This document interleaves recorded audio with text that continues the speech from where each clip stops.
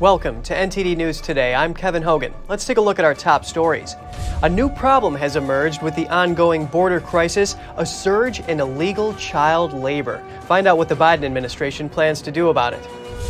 California is considering a cap on oil profits. Some say they're worried about the state deciding how much profit a business is allowed to make. Is your coffee maker spying on you? The House of Representatives wants to protect consumers who have internet-connected devices.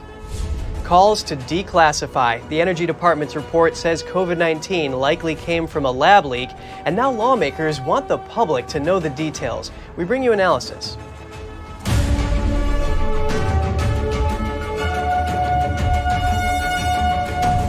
The Biden administration has vowed to crack down on a surge in illegal child labor in the U.S. It cites a nearly 70% increase in kids employed unlawfully by companies over the past 5 years. NTD's Daniel Monahan has more on the administration's plans.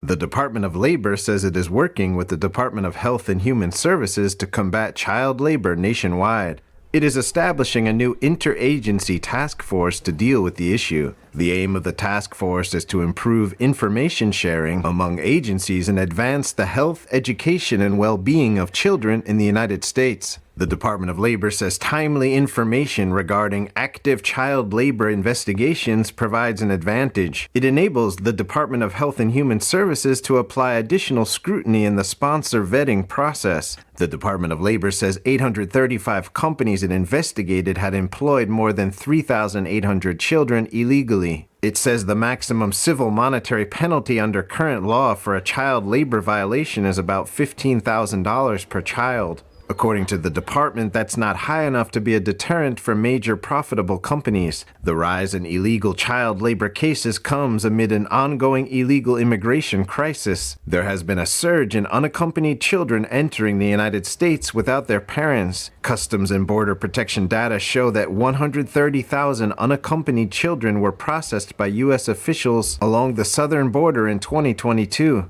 The latest crackdown on child labor comes after the Labor Department announced it had fined one of the nation's largest food sanitation service providers. Packer Sanitation Services was penalized $1.5 million for employing at least 102 minors between the ages of 13 and 17. They worked in dangerous jobs cleaning meatpacking plants across 13 facilities in 8 states. A company spokeswoman said the company has a strong commitment to a zero-tolerance policy against employing anyone under the age of 18. The Department of Labor said it currently has 600 child labor investigations underway, and that it continues to receive complaints regarding illegal child labor across the country. Daniel Monahan, NTD News. The Supreme Court is hearing arguments today over President Biden's student debt cancellation plan. It's a plan that impacts millions of borrowers who could see their loans wiped away or reduced. Both individuals and several Republican-led states have sued. They claim the president is not authorized to forgive so much student debt, and so far, courts have allowed those suits to go forward. It's unclear how the Supreme Court will respond. The debt forgiveness plan would cancel $10,000 in federal student loan debt for those making less than $125,000 a year. The same goes for households bringing in less than $250,000 annually. Pell Grant recipients would get an additional $10,000 of debt relief. Democratic Congressman Jamal Bowman spoke at a student loan debt protest. I hear the same thing from constituents up and down my district, 60 and 70 years old, paying back student loans for decades and barely making a dent. College should be free. You should pay us to go to school. Because guess what? When we get out, we are contributing to this society and this democracy and this economy. The administration says about 43 million people are eligible for the debt cancellation. 26 million have already applied and 16 million have been approved. The president proposed the debt cancellation plan based on the national emergency declaration during the COVID pandemic. The justices will consider whether states and individuals can legally challenge the plan and whether the Biden administration has the authority to forgive student loans. A Texas man is convicted of Medicaid fraud, but should be also convicted of aggravated identity theft. The Supreme Court is unconvinced. In spite of the Biden administration's arguments, several justices expressed concern that the government wants to interpret the Identity Theft Penalty Enhancement Act so broadly that it could entangle innocent people. The act adds a 2-year prison sentence to individuals convicted of fraud. The petitioner worked as a managing partner in a psychology practice in Texas created by his father. Both father and son were convicted by a federal district court for a scheme to defraud Texas's Medicaid program. But the government added the identity theft penalty. The petitioner argues that the identity theft penalty is too broad and could apply to many types of fraud not normally associated with identity theft. Some of the justices seem to agree.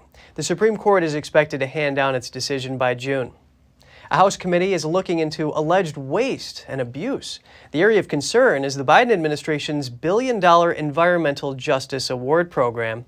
The committee says the EPA requested 2 applications for approximately $100 million to support environmental justice initiatives. This was on January 10th. Committee officials called it the largest allocation of its kind. However, they say the EPA's own case studies don't support environmental justice grant programs. They say the programs have weak standards to ensure recipients use the funds to address environmental concerns in a practical manner. Californians might have to choose between higher gas prices or scaling back its climate agenda. That's what state regulators said at a recent hearing about a proposed cap for oil profits. Here's the story. California Governor Gavin Newsom last week called a special state Senate hearing on a proposed oil industry windfall profits penalty. California lawmakers are considering imposing penalties on oil companies to restrict them from making excessive profits in the state. During the hearing, state regulators were not able to explain why gas prices spiked up to $8 a gallon last year. But the director of the California Department of Tax and Fee Administration did say the state's environmental laws contributed to the high prices. In his words, it may be California's aggressive take on environmental protection and other things. You all have to make some tough decisions about what direction the state goes, and there are trade-offs. However, the Democratic chair of the Committee on Energy, Utilities, and Communications said many factors were to blame. Some say it's standards for refineries or raising prices. Others say it's gas retailers. Others are blaming the state's taxes and environmental policies. I believe that it's all of the above. To stop gas prices from spiking, the governor wants to set a maximum margin of profit for refiners. They'd be subject to a price gouging penalty if the margin is exceeded. The California Energy Commission says the penalty would encourage refiners to produce more gasoline to boost profits. However, the chair of California's Chamber of Commerce opposes the bill, saying there's a genuine concern that this basically establishes a playbook that the legislature will use to determine the reasonable profit to do business in California. He says the Chamber of Commerce is worried about the precedent this could set for the larger business community. California's budget deficit. It may be $7 billion more than the governor forecast in January. The Legislative Analyst's Office says state revenue may be about $10 billion lower than expected, which could raise the deficit to over $29 billion. The office says many factors have contributed to the revenue drop. Rising inflation spurred by federal pandemic stimulus money, Federal Reserve interest rate increases, and a cooling economy have all played a part. The office adds that revenue from personal income taxes and corporate taxes also declined. However, even with revenues dropping, state spending remains at historic levels, so Governor Gavin Newsom is proposing to cut back. He would delay certain investments, reduce spending in water and drought programs, and reduce climate initiatives by $6 billion in the next fiscal year. He's also proposing cuts in some housing programs, healthcare workforce investments, and transportation. The gloomy financial picture comes just a year after the state's coffers overflowed with an extra $98 billion from federal pandemic funds. Turning to Ohio, high levels of chemicals at the Norfolk Southern train derailment in East Palestine could pose long-term risks. That's according to scientists from Texas A&M and Carnegie Mellon University. They analyzed data of air pollutants from the Environmental Protection Agency. The measurements suggested that 9 chemicals are higher than would normally be found in the area. The scientists say if some levels remain high, it could be a problem for East Palestine residents' health in the long term. The highest levels were from a toxic chemical called acrolein, which is used to control plants, algae, rodents, and microorganisms. According to the CDC, it can cause inflammation and irritation of the skin, respiratory tract, and mucous membranes. The EPA and local government officials have repeatedly said their tests show the air quality in the area is safe and that the chemicals should dissipate. As of Sunday, officials have tested air in nearly 600 homes. The Department of Transportation is facing an audit by its internal watchdog following reports about how Transportation Secretary Pete Buttigieg has used government aircraft. The Office of Inspector General says Senator Marco Rubio requested the audit. It should determine whether Buttigieg complied with all applicable federal regulations. According to a memo, the audit will focus on official trips taken since January 31, 2017. Buttigieg has faced criticism over his use of these aircraft since he's pushed for policies to end using oil and gas, the same fuel used to power government jets. A 2021 report from the group Transport and Environment says government jets are, quote, 10 times more carbon intensive than airliners on average and 50 times more polluting than trains. Buttigieg responded on Twitter, welcoming the review. He emphasized that his use of government aircraft was mostly for official purposes and to save taxpayer money. Coming up, the TSA is looking to hire over 400 new air marshals. A hiring drive was held yesterday amid a surge in retirement. New York City shoe shiners find it challenging to stay in business as remote work reduces foot traffic in train stations. We'll have more in just a moment here on NTD News Today.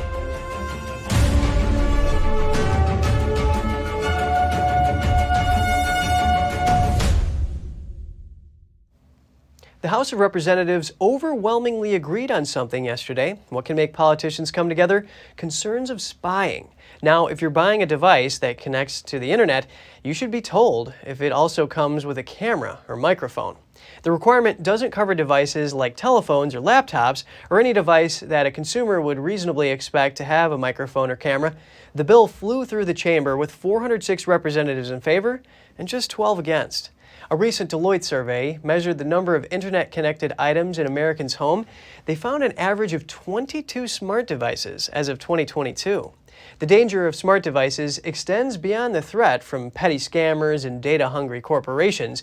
One report suggests that the CCP could secretly record Americans using coffee makers manufactured in China.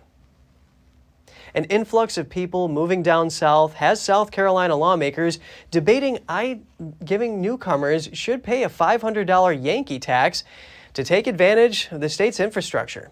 The bill would require incoming South Carolina residents to pay two one-time fees, $250 to obtain a driver's license and $250 to register a car.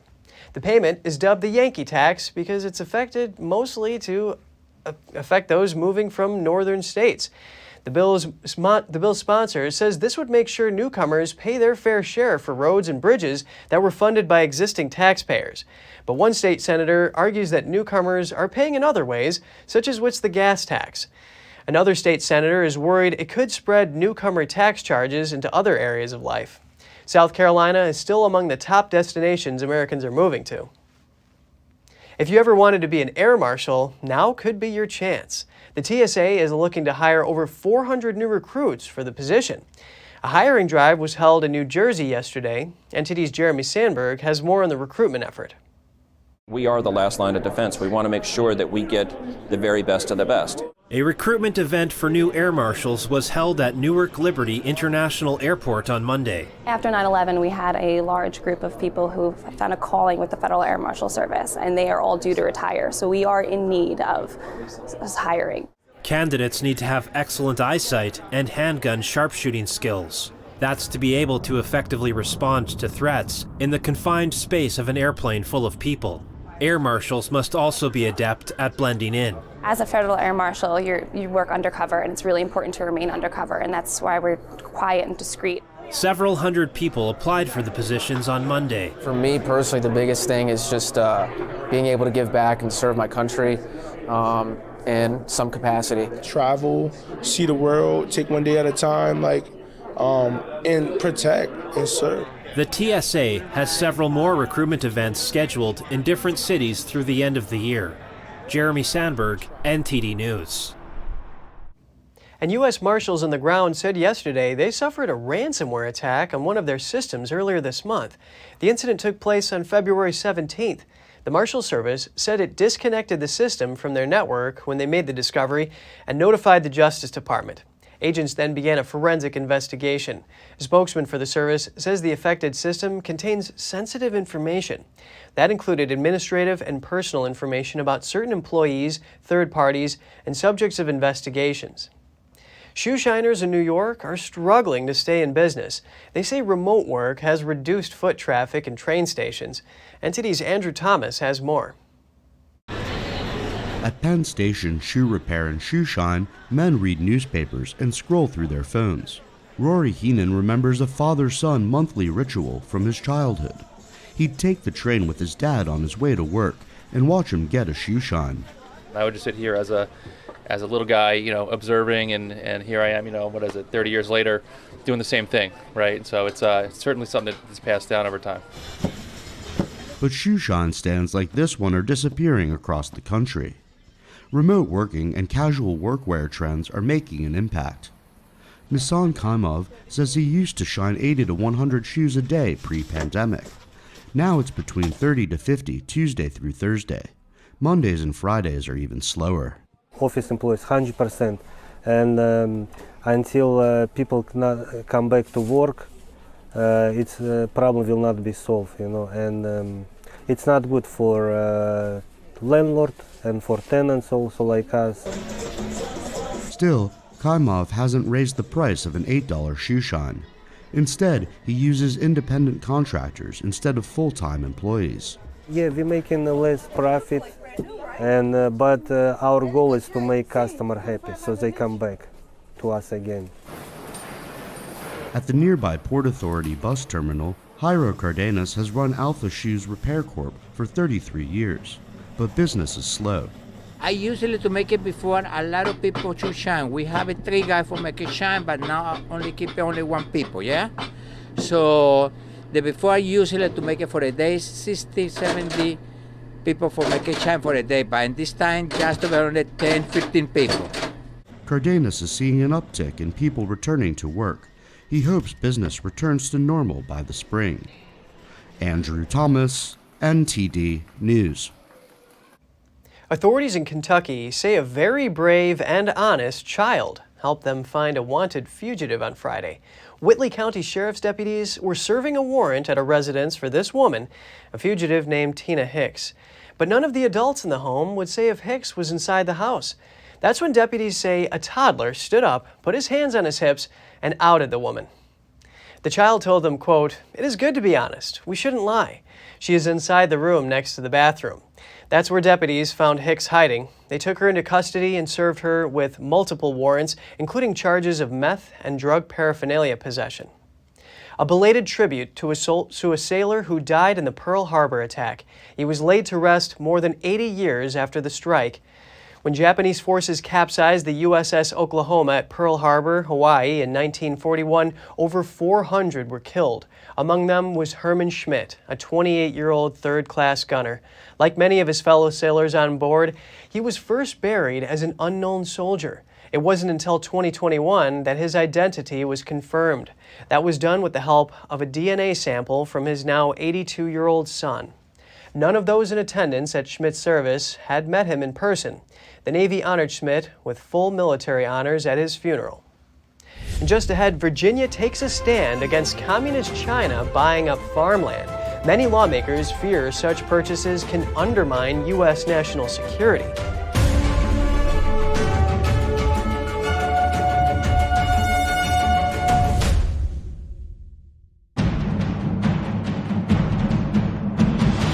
A performance that truly matters for each and every one of us.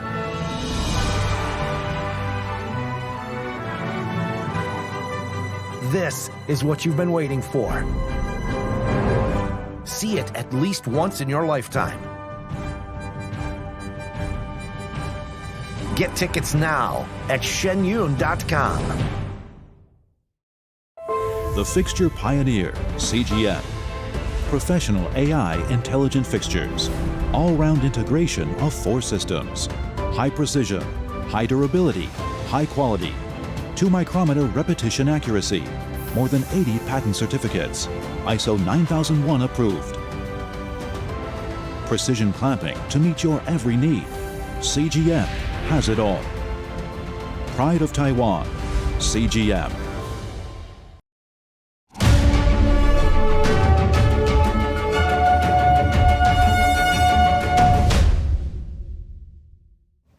Welcome back. A government assessment reportedly concludes that COVID-19 leaked from a lab, and now some are calling for it to be declassified. Meanwhile, the State Department refreshes its criticism of how the Chinese regime handled the early virus outbreak. The U.S. ambassador to China says Beijing needs to be more honest about what happened in the early stages of the outbreak and accuses China of blocking, from the outset, an international investigation into the origins of the virus. Joining us now to discuss is Dustin Carmack. Dustin is a research fellow for cybersecurity, intelligence, and emerging technologies at the Heritage Foundation.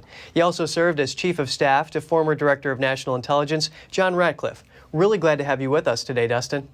Great to be here.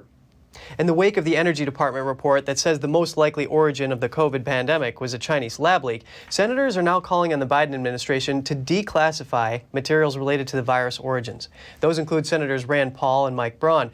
What are the arguments for and against declassifying these materials?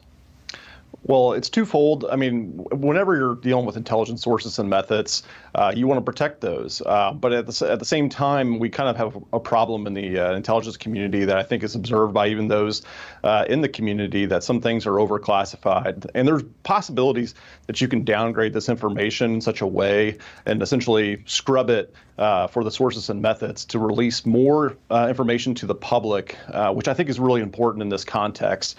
For people to understand what's going on exactly. You touch on the importance of protecting the intelligence sources. The reason why classified reports are not declassified is because the benefit to the U.S. is outweighed by the advantage to a hostile nation that they would gain. Would Beijing gain any advantage in declassifying these?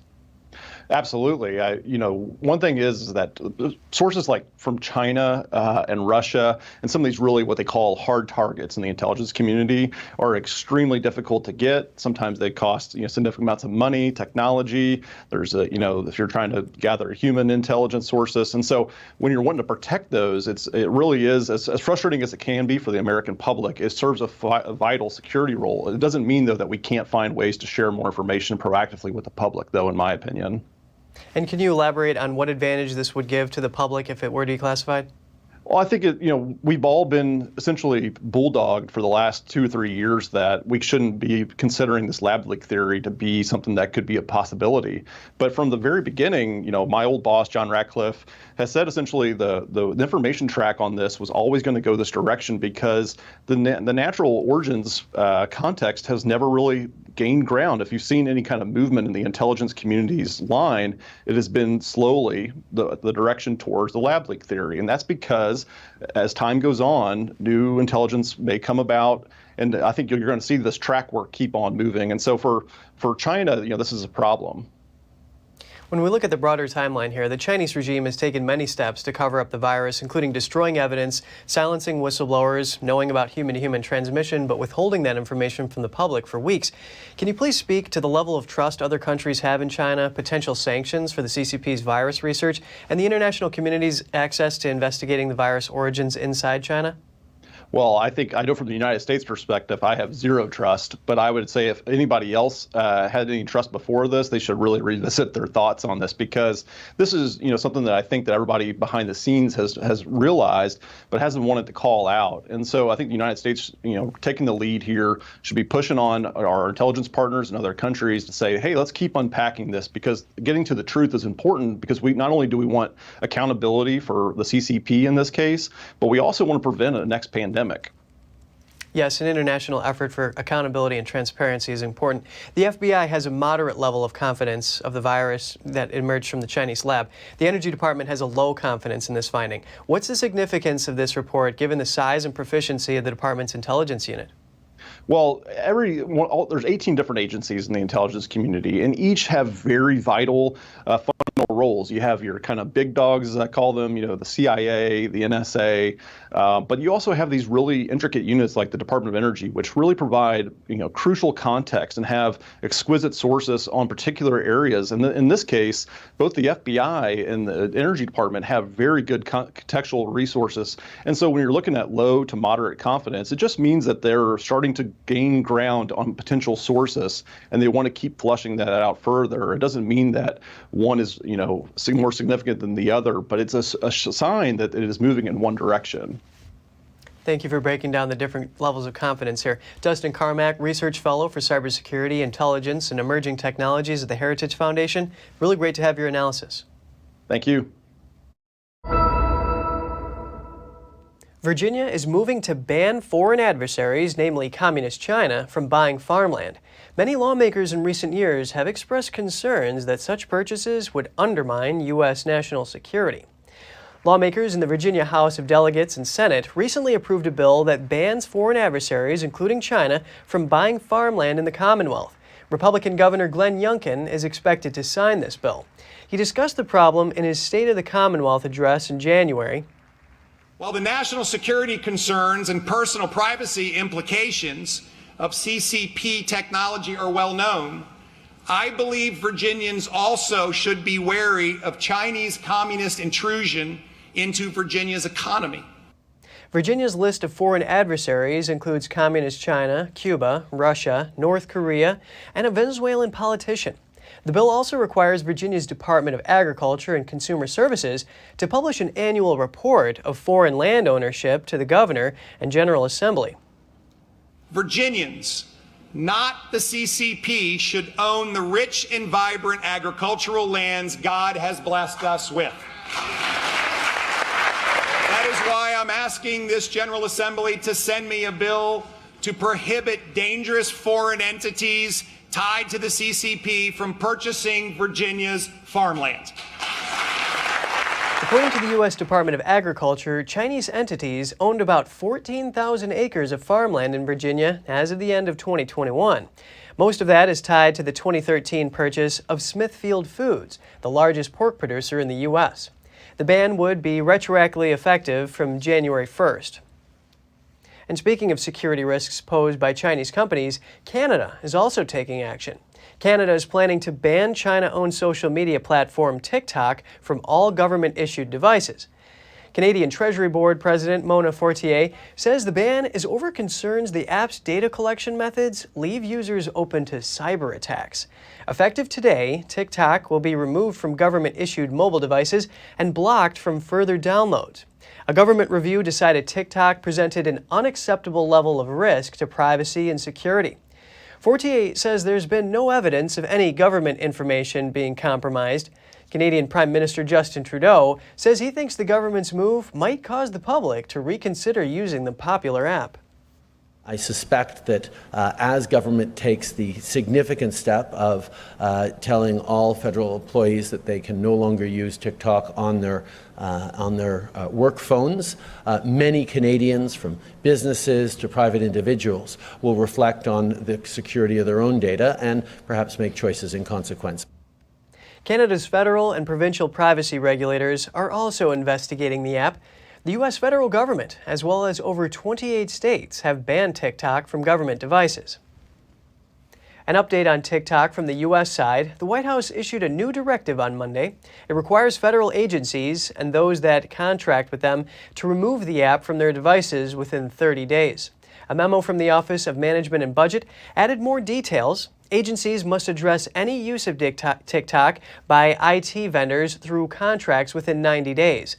They must also include the new ban on TikTok in all new solicitations within 120 days.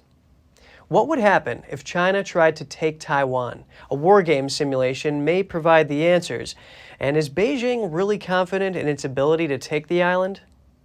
A victory for Taiwan, with Beijing failing to seize control of the island. Both sides taking on huge losses of both troops and equipment. The scenario is the result of a war game simulation by a Japanese think tank. The game visualizes an attack by land and sea, the year set to 2026. On one side is China, on the other, Taiwan, the U.S., and Japan. After a 2-week simulation battle, 40,000 Chinese soldiers were killed or wounded. China lost more than 150 warships, including 2 carriers, and about 170 warplanes. The other side wins, but with a heavy cost. The simulation battle shows the U.S., Japan, and Taiwan losing more than 700 warplanes and over 50 warships in total. About 26,000 soldiers were killed or wounded. Among them, over 10,000 are Americans. The war game simulation runs on the premise that both sides are determined to win at any cost. Under it, the PLA, or Chinese Army, set up a command center that was able to deploy all of the country's military power, including submarines. The U.S. responded by sending out 2 nuclear-powered aircraft carriers and cutting-edge stealth fighter jets. Japan didn't get involved at the beginning, only allowing the U.S. to use Japanese military bases. But after Chinese planes started attacking those bases, Japan joined the battle. The turning point came when the U.S. and Japanese forces cut the PLA supply lines. Last year, the U.S.-based Center for Strategic and International Studies carried out 24 simulations showing a war over Taiwan. Those tests produced similar results, with China defeated the majority of the time. All the simulations are based on current military power of the countries involved, though the situation might change after 2026. That's as China quickly expands its military might, including nuclear weapons. War games aren't the only factor the Chinese regime would have to contend with. The Central Intelligence Agency says Beijing might be more hesitant to invade Taiwan than it lets on. CIA Chief William Burns said, based on U.S. intel, Chinese leader Xi Jinping has instructed his country's military to be ready by 2027 to invade the island. Though that doesn't mean a 2027 invasion is imminent. Burns added that Xi may be harboring doubts about his ability to win that kind of war. That's in light of Russia's experience in its invasion of Ukraine. Despite that forecast, Beijing is adjusting its laws, paving the way for war. According to Chinese state media, Beijing issued an order on Saturday involving China's criminal law. The change says the Chinese army can take over the judiciary during times of war and grants the military permission to adjust certain legal procedures. How that would work, to be decided by the CCP's Central Military Commission. China affairs analyst Lai Jianping believes it's part of Beijing's preparations to attack Taiwan. From the day the Taiwan attack is launched, there will be a so-called legal environment to serve its invasion. It's to force soldiers to fight and be cannon fodder unconditionally.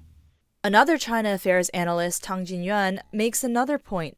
He says as long as wartime declaration remains active in China, anyone who voices opinions that stray from Beijing's narrative could be at risk, meaning army soldiers emboldened with Beijing's authority could start making arrests.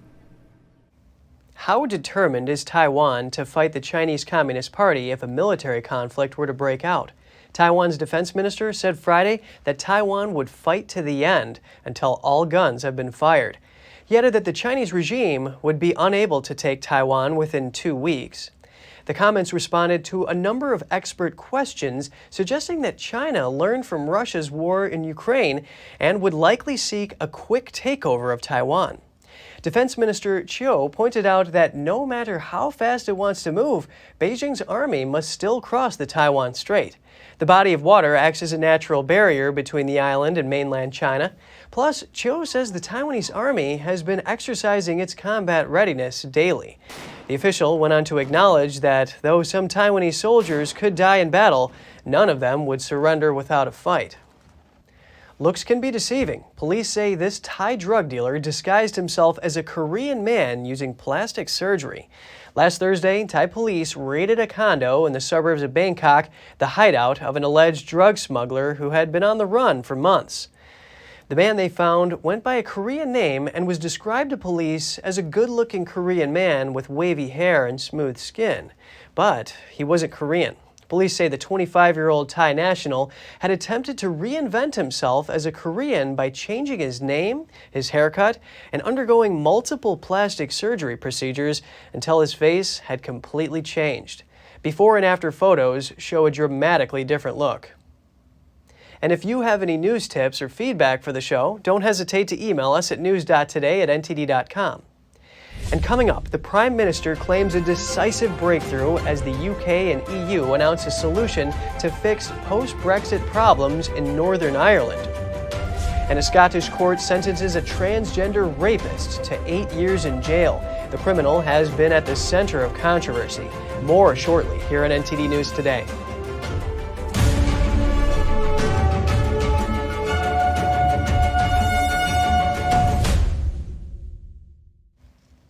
The UK and the EU have struck the Windsor Framework Agreement, hailed as a decisive breakthrough to resolve the issues with the Northern Ireland Protocol. Rishi Sunak said it will remove lots of customs paperwork and add a provision to enable Northern Ireland to block EU laws. This report comes from NTD's Malcolm Hudson. Prime Minister Rishi Sunak has agreed to a potential breakthrough Brexit deal with EU Chief Ursula von der Leyen. Struck to fix the problems with the Northern Ireland Protocol, it now needs to win the support of MPs, particularly the DUP and Eurosceptic Tories. Speaking after his return to London, Sunak gave a statement in Parliament. I pay tribute to our European friends for recognising the need for change, particularly President von der Leyen. My predecessors for laying the groundwork for today's agreement.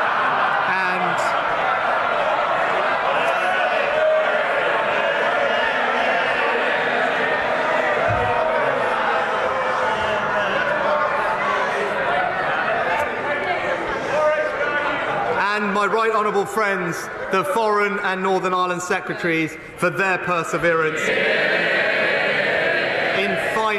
in finally persuading the EU to do what it spent years refusing to do, to rewrite the treaty and replace it with a radical, legally binding new framework. Following weeks of mounting speculation, Sunak and von der Leyen finalised the deal in Windsor on Monday. Dubbed the Windsor Framework, it will implement a green lane and a red lane for trade across the Irish Sea. It's the same idea as the two-lane system proposed last June in Liz Truss's Northern Ireland Protocol bill. The green lane for UK-only goods, the red for those destined to the EU. Sunak said the Windsor Framework will remove a lot of paperwork. In the green lane, burdensome customs bureaucracy will be scrapped. It means food retailers like supermarkets, restaurants and wholesalers will no longer need hundreds of certificates for every lorry. And unlike the protocol, today's agreement means people sending parcels to friends or family or doing their shopping online will have to complete no customs paperwork.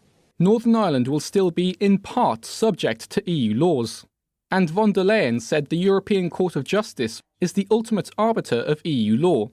But the Windsor Framework has added a so-called stormont break, a provision Northern Ireland can use to block new EU legislation.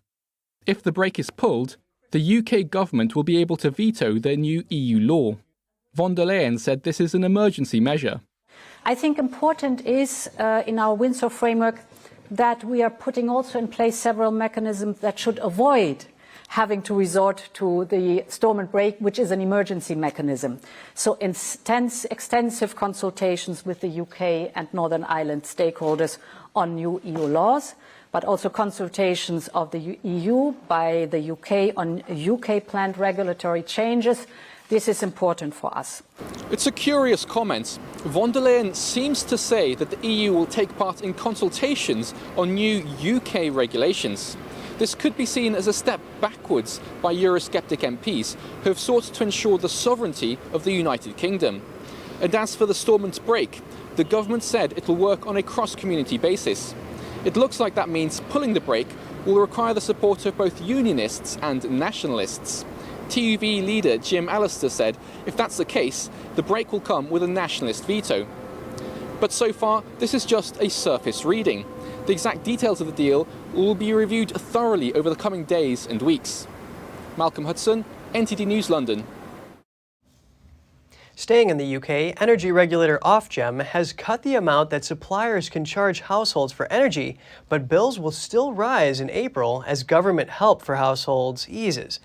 Ofgem's announcement does not directly change what consumers will pay for electricity and gas, but it does reduce contributions from the government.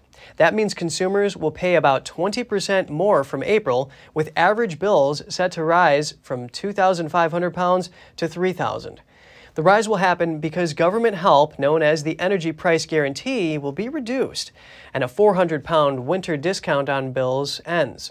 Energy suppliers are currently compensated by the government, with the difference between the Energy Price Guarantee and Ofgem's energy price cap. Ofgem is lowering its price cap for the average household from about £4,300 to about £3,300 from April because of falling wholesale prices. The cap indicates how much consumers on a basic tariff would pay if the government's energy price guarantee was not in place. A rapist who identifies as transgender and who was initially held in an all-female prison has been the center of controversy. Now a Scottish court has decided on a sentence, 8 years in jail. Isla Bryson was found guilty in January of raping 2 women in 2016 and 2019. Prosecutors say the crimes involved preying on vulnerable victims. Afterward, Bryson started to identify as a transgender woman. The rapist was initially held at a women's prison in central Scotland, which caused an uproar. Activists, politicians, and a United Nations human rights expert all raised concerns about the safety of other inmates. The government confirmed Bryson would be moved. Weeks ago, the Scottish Parliament passed a bill to make it easier for people to change their legal gender, drawing criticism from some women's rights activists who argue that predatory men could take advantage of the law. The British government has since said it would block the Scottish effort. At a German airport yesterday, only 2 flights took off as scheduled. The reason? A 24-hour workers' strike. At another airport, nearly 3/4 of flights were grounded. The union represents more than 2.5 million federal employees. It's demanding a 10.5% pay raise or at least $500 more per month. Monday saw fresh chaos for air travellers in Germany. Hundreds of flights were grounded by strikes at Düsseldorf and Cologne-Bonn airports. The stoppage was called last week by the Verdi Workers' Union. It said there was no alternative after talks on pay for airport workers broke down. On Monday, Union Secretary Ose Tarim said there would soon be further negotiations. We will hold talks with the employers in March, and our goal is, of course, to reach a deal. But if the employers continue to refuse to come up with a proposal, the workers' reaction will be clear.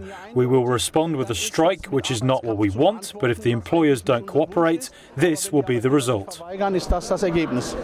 Tarim says the union is asking for extra pay on Sundays and public holidays, as airports are round-the-clock operations. On Monday, the Düsseldorf and Cologne hubs were largely deserted as passengers were informed in time to change their plans. Major carriers at the airports include Lufthansa and Turkish Airlines. Earlier this year, unions brought flights to a standstill at 7 German airports, including Frankfurt and Munich. The stoppages affected nearly 300,000 passengers. And coming up, a candelabra making tradition in Ukraine returns after it was banned under Soviet rule. Contemporary artists use old pieces as inspiration. A 50-year-old nuclear bunker welcomes visitors for the first time. Denmark built the bunker during the Cold War to house the government if nuclear war broke out. Stay tuned for more on that when we return.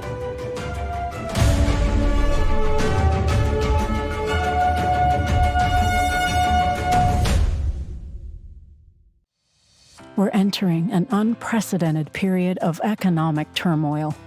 The economy is unstable, our government is in shambles, and the global war on energy has created a domestic crisis.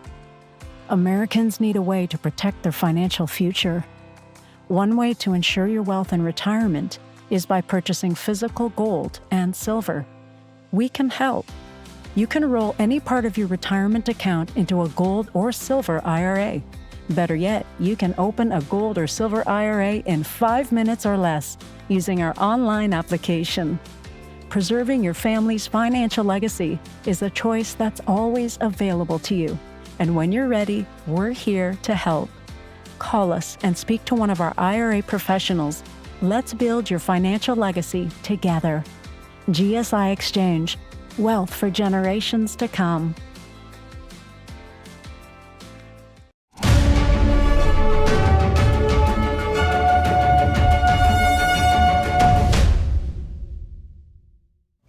Good to have you back. In Ukraine, a candelabra making tradition is gradually reappearing since it was banned under Soviet rule. NTD'S Andrew Thomas has the details on the candle contraband. This Ukrainian artisan carves wood with precision to make these candelabras. He says he started as a child and learned from his father. We take samples from ancient Trinity, from museums where they are stored. We look at books and catalogs. From there you take the shape, ornamental or non-ornamental elements, you think which one you want to have. But you are making them according to your vision. The Soviet Union banned religious rituals. As a result, the craft was lost. When we go to fairs, people are interested in what we do, especially if they are from the regions where they don't know. And those who know are happy they buy something, because they know what it is and appreciate it. Ukrainian artist Bohdan Soroka had the most extensive private collection of Trinity candelabras in Ukraine. After his death, his family continued to look after it. On Epiphany, people lit candles in the houses. 3 candles were placed near water to baptize fire with water. This was a pagan custom that was passed on to Christianity. Of course, when the Soviet regime was established, people were forbidden to gather together. They were forbidden to celebrate Epiphany, and those candelabras became useless. Each candelabrum differs in symbolism and carving. Some depict angels with wings, wind, fire, and the sun. This beautiful trio is from Brewstery. There's a whole scene depicted here, like Jesus Christ in the Jordan River, John the Baptist, and 2 angels. The KGB had always been interested in Soroka's family. His parents were political prisoners for more than 30 years. In fact, Soroka was born in prison. These candle holders are a reminder of Soviet tyranny during the Cold War. Their history is particularly relevant as Moscow continues to wage its war in Ukraine. The collection endures, with contemporary artists using it for inspiration. Andrew Thomas, NTD News. A Cold War-era nuclear bunker in Denmark is open to visitors for the first time. Current tensions between Russia and the West make the experience particularly relevant. NTD's Andrew Thomas has more on the Danish fallout shelter. Amid the towering trees in northern Denmark is Regan Vest. The once top-secret nuclear bunker was built at the height of the Cold War. The fear of a war with a center in Europe was very real. And at the same time, also the nuclear bombs, and especially the hydrogen bombs, has evolved. And they were so devastating that you had to do something else than what you have done before. You have to think in another way. Regan Vest was designed to house Denmark's government if nuclear war were to erupt. Most people thought that the war would be settled within these 30 days. If you could manage to hold the country for this first period, then you probably had a chance to remain in control and to win the war. A long, winding 1,000-foot concrete corridor brings visitors 200 feet below a hill. Here, a sprawling subterranean complex houses bedrooms, a cafeteria, and a war room. This area is what you would call the map room, and I would say that it was the heart of the building, so to say. It was where the government was supposed to be gathered and to take all the serious decisions. Ashtrays and other 60s-style decor take visitors back in time. You can see about everything here, and it is just as if they sort of left rooms when the Cold War stopped and then abandoned the place and went out. So you can see paper clips, paper, furnitures. The bunker and its history are especially relevant today. Just the fact that you have a war on European soil, and also that the threat of a nuclear war is actually something you speak about, makes this very relevant suddenly. Regan Vest opened as a museum on February 13th. The experience includes a guided tour of the facility. Andrew Thomas, NTD News. Just ahead, the NTD International Figure Painting Competition is back and is now calling for entries. We'll take a closer look at the requirements after the break.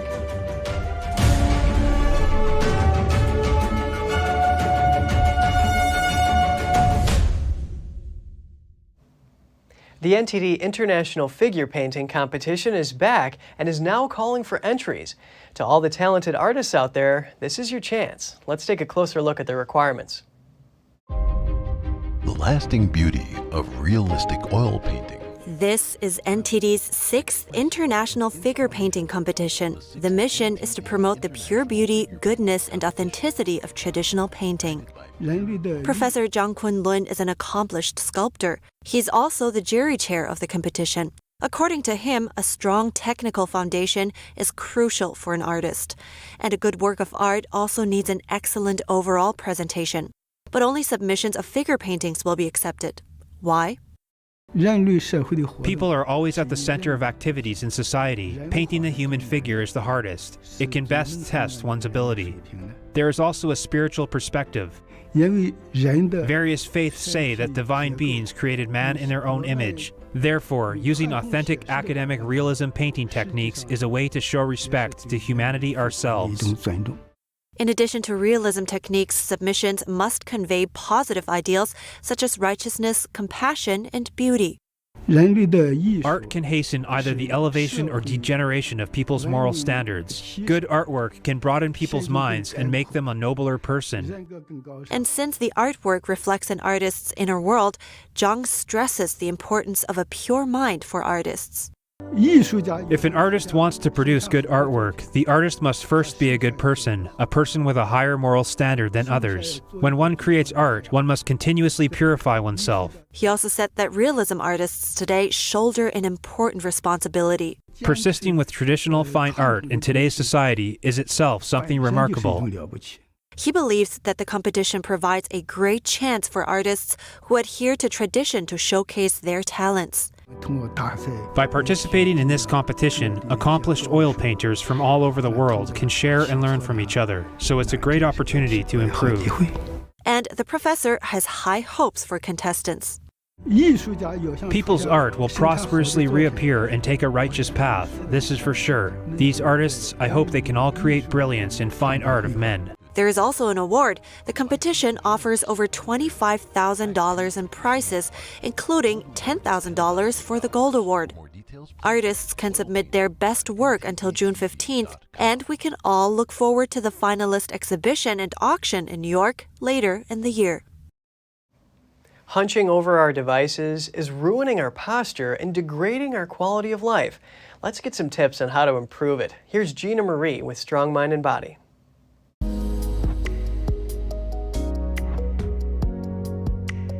In the era of sedentary living, we spend our time on computers and mobile devices.